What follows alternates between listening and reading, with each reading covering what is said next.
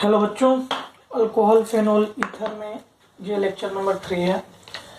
Introduction हो चुका था। आज हम लोग preparation of alcohol from alkenes पढ़ेंगे।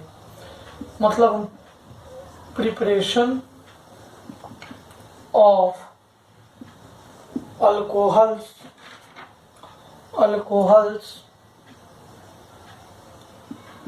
फ्रॉम, सबसे पहले हम लोग एल्कीन से पहले अल्काइल हैलाइड देख लेते हैं। अल्काइल हैलाइड्स मतलब बच्चों हम लोग प्रिपरेशन ऑफ अल्कोहल सब पढ़ने जा रहे हैं और उसका फर्स्ट सब टॉपिक है from alkyl halides. Preparation of alcohol from किस में पढ़ने जा रहे हैं बच्चों? Alkyl halides. ठीक है, अल्काइल हैलाइड्स मतलब आरएक्स से प्रिपरेशन होता है किसका? ROH का। ये सब्स्टिट्यूशन रिएक्शन यहाँ पे होगा, सब्स्टिट्यूशन रिएक्शन। ठीक है, KOH के प्रेजेंस में होगा तो ये SN2 रिएक्शन है। तो SN2 रिएक्शन में जो जो बातें पढ़ाया था, ट्रांजिशन स्टेट बनता है, पोलर एप्रोटिक सॉल्वेंट लेते हैं, EDC सिर्फ इन्वर्जन होता है। जो भी बातें जो मैंने वहां पे आपको बताया था वो सारी बातें यहाँ पे आप लागू करोगे। एक और बात है, जैसे एग्जांपल C2H5Br है, KOH gives ROH plus C2H5Br। समझ में आ गया? सिंपल सब्स्टिट्यूट करना है। हमने अल्कोहल बना लिया, किससे बना लिया? अल्काइल हैलाइड से बना लिया। अब बच्चों क्या है कि मैं जब आपको सब्स्टिट्यूशन एलिमिनेशन वगैरह बताया था तो उसमें एक सब टॉपिक बताया था कि एलिमिनेशन एंड सब्स्टिट्यूशन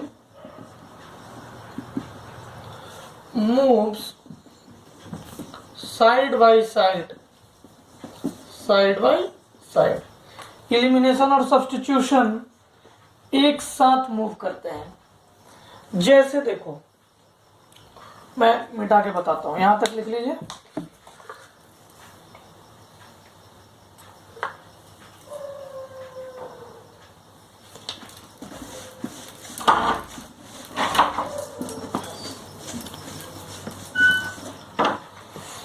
अब देखिए, मान लीजिए CH3CH2Br है। अगर मैं KOH से रिएक्शन कराया, टेम्परेचर अगर मैं कम रखा, लो रखा, तब तो ये SN2 होगा। अगर मैं टेम्परेचर हाई कर दिया, हाई 60 to 70 डिग्री सेल्सियस, ये 10 to 20 डिग्री सेल्सियस पे ये हो रहा था। हाई कर दिया तो CH2 डबल बॉन्ड CH2, यहाँ पे इलिमिनेशन रिएक्शन हो जाएगा, E2 इलिमिनेशन, और नहीं तो CH3CH2OH, ये सब्स्टिट्यूशन होगा। तो ये दोनों बातें मैं आपको ऑलरेडी पढ़ा रखा हूं। टेम्परेचर थोड़ा ज्यादा करेंगे तो इलिमिनेशन जब होगा तो देखो KBr प्लस H2O दोनों मिलेगा। अगर सब्स्टिट्यूशन हुआ तो सिर्फ KBr मिलेगा। ये दोनों बातें हो चुकी है बच्चों, ये हमने पढ़ा रखा है। तो SN2 में आपको याद है ना, SN2 रिएक्शन में 1 डिग्री ज्यादा होता है, फिर 2 डिग्री, फिर 3 डिग्री। SN1 में 1 डिग्री 3 डिग्री ज्यादा होता है, 2 डिग्री फिर 1 डिग्री। इसमें कार्बोकटायन इंटरमीडिएट बनता है। SN2 में ट्रांजिशन स्टेट बनता है। तो प्रिपरेशन का पहला टॉपिक ऑलरेडी कवर्ड था। ठीक है, चलें अब हम लोग preparation of alcohol from alkene by addition of water एक टॉपिक पढ़ेंगे। ठीक है, अब अल्काइल हैलाइड से हमने प्रिपरेशन कर लिया। अब हम किससे प्रिपरेशन करेंगे? वाटर से। प्रिपरेशन सेकेंड है, preparation of alcohol from water. किससे प्रिपरेशन कर रहे हैं बच्चों? हम लोग अल्कोहल का प्रिपरेशन कर रहे हैं वाटर से। ठीक है, फ्रॉम एल्कीन ज्यादा अच्छा रहेगा। एल्कीन से प्रिपरेशन कर रहे हैं इसमें फर्स्ट, ये सेकंड था, इसमें फर्स्ट सब टॉपिक हम लोग डाल सकते हैं addition of water, addition of water on alkene. बच्चों ये हाइड्रोकार्बन का भी टॉपिक अब कवर होने जा रहा है, तो ध्यान से सुनिएगा। R C double bond C, यहाँ पे चलो H, यहाँ पे H, यहाँ पे H। अगर मैं HOH ले लूं और कोई सुटेबल रिएजेंट ले लूं, ये जो रिएजेंट होता है वो एसिड कैटलाइज्ड रिएजेंट होता है, तो आप देखोगे RCOH H, ये डबल बॉन्ड टूट जाएगा, CHH। ये मार्कोनिकोफ रूल को फॉलो करता है, Markovnikov's rule, cops rule. Markovnikov rule क्या था, याद करो, हाइड्रोजन वहां जाएगा जहां पे H ज्यादा, जैसे HOH में हाइड्रोजन OH नेगेटिव, OH वहां जाएगा जहां H कम। ये था मार्कोनिकोव रूल। एक्चुअली में जो यहां होता है वो है यहां कार्बोकैटायन इंटरमीडिएट बनता है, कार्बोकैटायन इंटरमीडिएट। तो बच्चों जहां पे रीअरेंजमेंट पॉसिबल है, जहां पे रीअरेंजमेंट पॉसिबल है वहां पे मार्कोनिकोव रूल फेल कर जाएगा। मार्कोनिकोव रूल क्या हो जाएगा, फेल कर जाएगा। जहां पे रीअरेंजमेंट पॉसिबल नहीं है, क्योंकि मैंने आपको बताया था जीओसी में कि किसी भी कंपाउंड को स्टेबल कंपाउंड तभी मिलेगा, उस पर अटैक करा के हम न्यूक्लियोफाइल इलेक्ट्रोफाइल का अटैक करा के हम स्टेबल तभी बनाएंगे। मान लो कार्बोकैटायन बना है तो इस पे न्यूक्लियोफाइल का अटैक होगा, तो न्यूक्लियोफाइल वहीं पे अटैक करेगा जो उसका सबसे स्टेबल प्रोडक्ट हो। तो सबसे स्टेबल मतलब इंटरमीडिएट होना चाहिए, उसके लिए शिफ्टिंग होता है, hydride shift, methyl shift, phenyl shift. ठीक है, ये बातें हो चुकी थी। तो आओ हम कुछ क्वेश्चन देखते हैं। आप एक दो क्वेश्चन देखोगे आपको समझ में आ जाएगा करना क्या है। रिएजेंट क्या है, ये एसिड कैटेलाइज्ड है। एक बात और नोट कर सकते हो, ये एसिड कैटेलाइज्ड है, मतलब इस रिएक्शन में एसिड कैटलिस्ट की तरह वर्क करेगा। ओके, अब कुछ एग्जांपल देखते हैं, यहां से आपको क्रिस्टल क्लियर हो जाएगा सारी चीजें। चलो अब इसमें दो तीन बातें जो लिखने का है वो मैं यहां लिख देता हूं, जो तुम याद करके डायरेक्ट बना सकते हो। इसका इंटरमीडिएट क्या होगा, कार्बोकैटायन इंटरमीडिएट है, अभी अभी बताया। कार्बोकैटायन इंटरमीडिएट होता है तो रीअरेंजमेंट होता है, तो क्या होगा भाई, रीअरेंजमेंट, रीअरेंजमेंट। सेकंड क्या है बच्चों, रेट जो है वो directly proportional to stability of carbocation, stability of carbocation. Third क्या होगा, रीअरेंजमेंट इज पॉसिबल, पहले ही मैंने लिख दिया है, यहां पे फिर से लिख देता हूं, रीअरेंजमेंट इज पॉसिबल। अगर जहां रीअरेंजमेंट नहीं हो रहा है वहां पे मार्कोनिकोव रूल का कंपाउंड बना दीजिएगा। जहां पे रीअरेंजमेंट में क्या करते हैं हम, हाइड्राइड शिफ्ट करते हैं, मिथाइल शिफ्ट करते हैं और फेनाइल शिफ्ट करते हैं। तो जहां पे रीअरेंजमेंट नहीं हो रहा है वहां पे हम क्या करेंगे, वहां पे हम मार्कोनिकोव रूल वाला प्रोडक्ट बना देंगे। ठीक है बच्चों, तो second, Markovnikov rule is valid when rearrangement not takes place,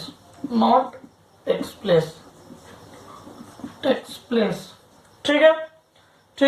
अब तुम्हें एक बात याद रखना, इसमें रिटेंशन का भी प्रोडक्ट बनेगा और इन्वर्जन का भी प्रोडक्ट बनेगा, मतलब आगे से भी अटैक करेगा और पीछे से भी अटैक करेगा। समझ गए। अब मैं देखो क्वेश्चन दूंगा तुम्हें और तुम बताना कि कौन सा ज्यादा होगा, किसकी हाइड्रेशन एनर्जी ज्यादा होगी, कि इसका कार्बोकैटायन ज्यादा होगा। देखो ये सब कार्बोकैटायन ज्यादा होगा, ये मैं जीओसी में आपको ऑलरेडी सिखा चुका हूँ। जीओसी में आपको मैंने बताया था, मान लो ये CH3 CH3 है, ये CH3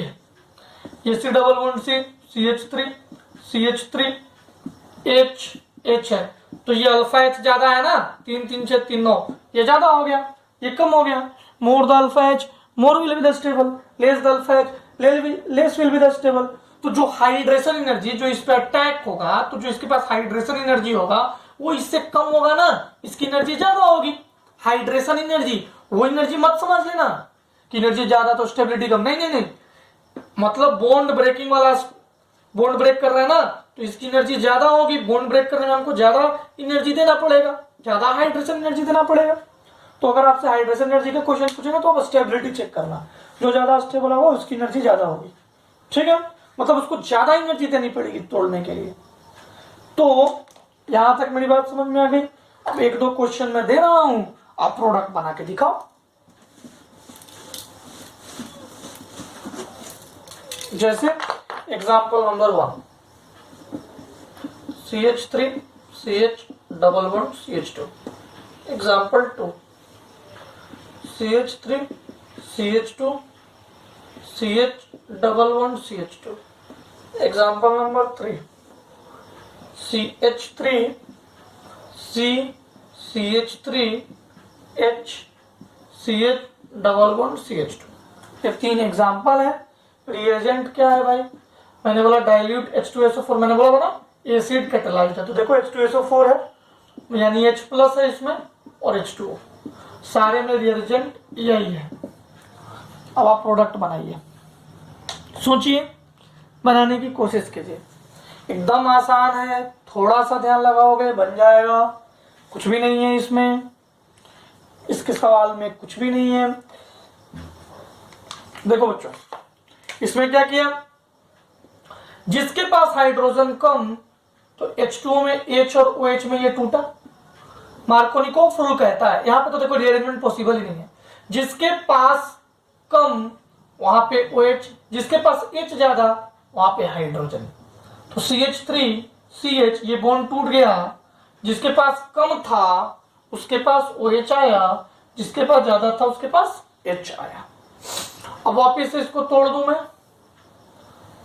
मैं, जिसके पास कम है HOH, H जिसके पास कम उसके पास OH आ गया, CH3 CH2 CHOH और यहाँ पे CH2 यहाँ पे H। अब इसमें क्या करें, इसको भी मैंने तोड़ा, CH3 CH3 H CH, यहाँ पे OH लगाया, मार्कोनिकोव रूल, यहाँ पे CH2 और H लगाया, तो ये मार्कोनिकोव रूल का प्रोडक्ट हुआ, मार्कोनिकोव रूल का।